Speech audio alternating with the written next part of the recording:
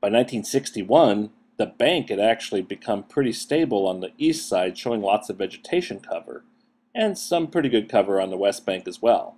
But what's important is to see that the channel is actually on the other side of the river from its present configuration. You can see the effects of agricultural land encroaching on the river. This is an area where the river was probably 3 times as wide as shown as this photograph. Now, it is still subject to flooding and change.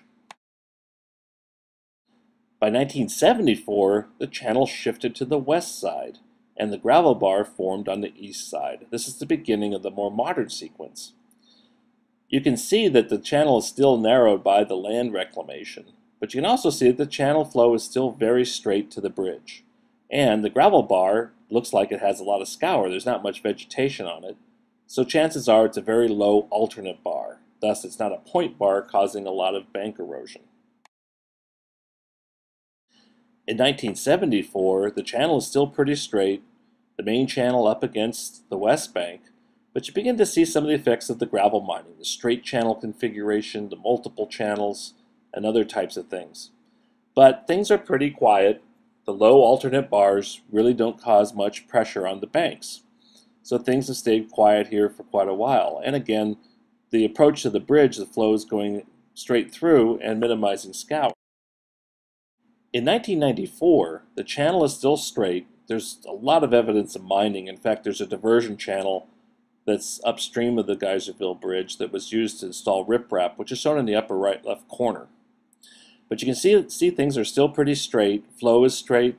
The force of the flow is directed straight at the bridge, so the scour is pretty much minimized. You start to see a little bit of bend in the channels. It starts moving into the west bank. By 1999, the river has definitely taken a course toward moving and increasing meandering against the west bank.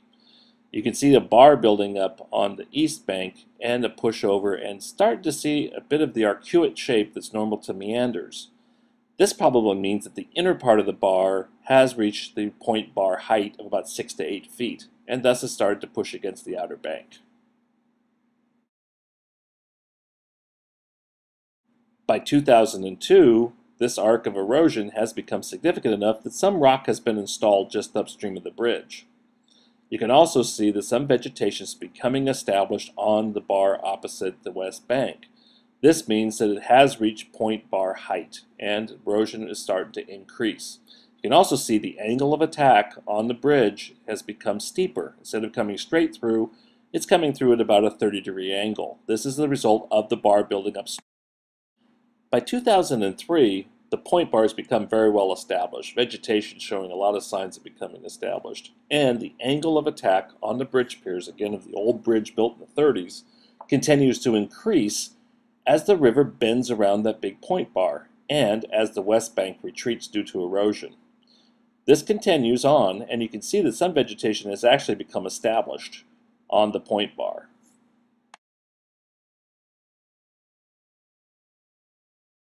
By 2007, the bridge has been replaced, but the angle of attack is very high, like 45 degrees. This is just after the bridge was reconstructed about a year later.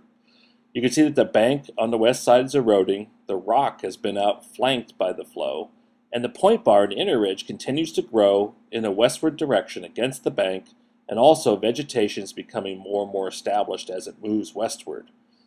This is continuing and actually continued beyond this. In order to figure out the hydraulic force changes that occurred between 1994, when the bar was low and the angle of attack on the bridge was straight, we produced a two-dimensional hydraulic model. The color coding indicates velocity, and the arrows indicate direction. You can see right around the Geyserville Bridge, the velocities were very high, 11-12 feet per second. But they occurred generally away from the bridge piers, which shows up as white dots in the diagram. You can also see downstream is pretty moderate. Using the 2007 topography, you can see that the angle of attack has, because of the bar buildup upstream, has actually forced the water around at an angle to the bridge piers. The high velocity zones now impinge on the piers at the downstream end, the same location where the piers sunk.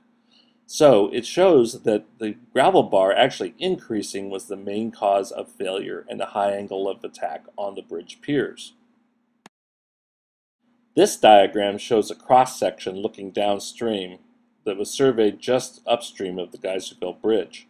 You can see between 1994 and 2003, over 100 feet of bank erosion occurred on the west bank. This is the thing that increased the angle of attack on the bridge as a result of the bar buildup on Bar 9.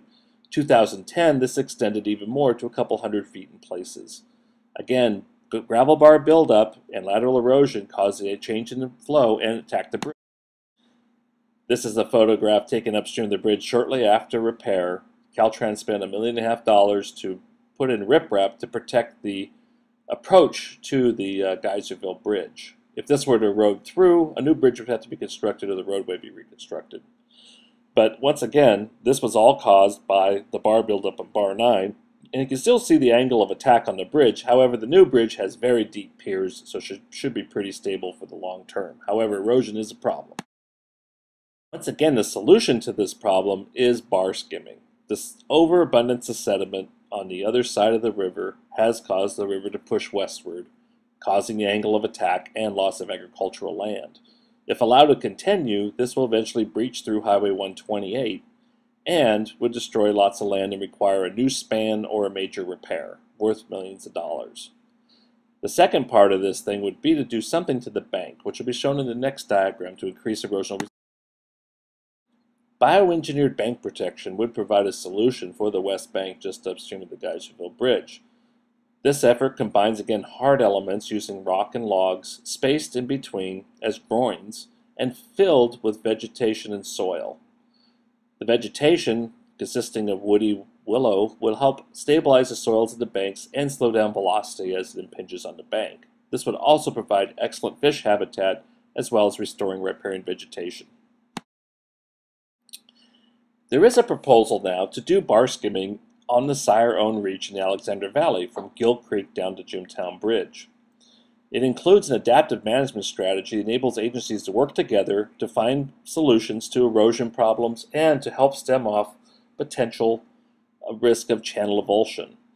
The plan also includes substantial restoration up to 26 acres of new aquatic and riparian habitats. All agencies support this plan.